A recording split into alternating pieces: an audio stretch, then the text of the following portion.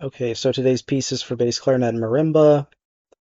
It's called Lumba-Lumba Hijau by Matthew Welch. It was written for ensemble transient canvas. It's for bass clarinet in B flat and marimba. Looks like a lot of straight 16ths.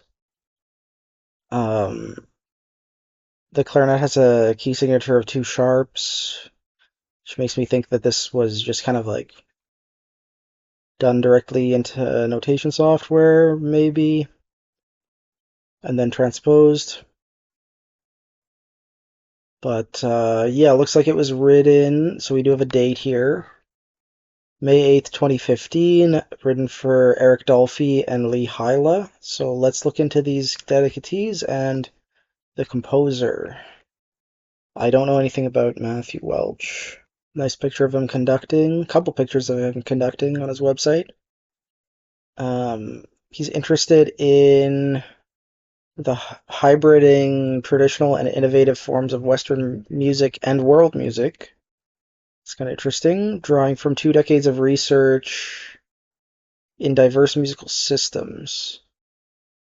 Western classical music, avant-garde, jazz, improv, I'm assuming free improv, Scottish bagpipes, Indonesian gamelan, and Filipino music.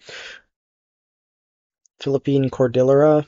I'm assuming he quotes a lot of these different musics that he studied. His musical career began with Scottish Highland bagpipes in Pensacola, Florida, and he became very successful in piping, mastering the traditional repertoire and competing in pipe band competitions. And then he moved to Connecticut in 1999, where he started to become interested in Indonesian gamelan, which of course has a very long history of inspiring Western classical music, going all the way back to Debussy. Lots of universities across the U.S. and Canada, by the way, have like gamelan ensembles, which have to be like purchased and installed. And I remember at University of Toronto there was a gamelan ensemble which you could take. I didn't take it though. I kind of regret that. Um, Now, since 2001, he seems to be based in NYC, New York City. His current project is a full-scale opera titled "And Here We Are," um, based on memoirs of relatives who lived in the Philippines uh, and some who were civilian prisoners in World War II in Manila. Eric Dolphy, I think, is a composer. The name is very familiar. It's an American jazz instrumentalist and composer. 1928 to 1964 are his years. He didn't live very long. And based in LA. And then the other person that this is dedicated to, Lee Hyla, is also a composer. He was born in 1952 and died in 2014. He's from Niagara Falls, New York. Taught at NEC from 1992 to 2007. That's a university in New York. Or no, in Boston, my bad. Yeah, he's best known for his violin concerto and his second piano concerto, apparently. Also died very young, at the age of 61. So, yeah, that's the piece. I guess Lee Hyla died very shortly before this piece was composed. So, interesting dedication, right? It's like a year after he died. Link to a recording is in the video description. I will let you know my thoughts on this. I'm going in pretty blind.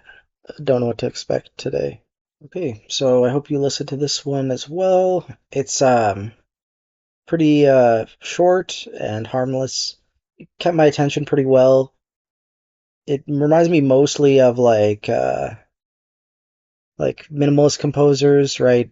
You could argue that there's something like I was trying to think maybe there's some sort of gamelan aspect to it, but the rhythm is very simple, right? It's not very ethnic. It's just like 3+3+2 kind of rhythm, straight 16ths throughout. This bass clarinet is given a very soloistic role, almost like a jazz saxophonist or something. There's even like a little written in bass clarinet solo. It seems like a very good use of the ensemble. It's nice and active and fast the whole way through, unlike most of the other pieces we've looked at for this ensemble. So I can see why they would um, take the time to share this one with composers who are writing for them, because it's like, yeah, it's a very obvious use of the ensemble that really works. They don't have to worry about matching volumes or anything like that. It gives the clarinetist a lot of room to breathe. It gives the percussionist some interesting things to do. So in that sense, I think it's really successful. And you know, it's I'm finding it hard lately to like make time for the channel. This was not very hard. It didn't. I didn't leave the listening session uh, with less energy. I think it is energizing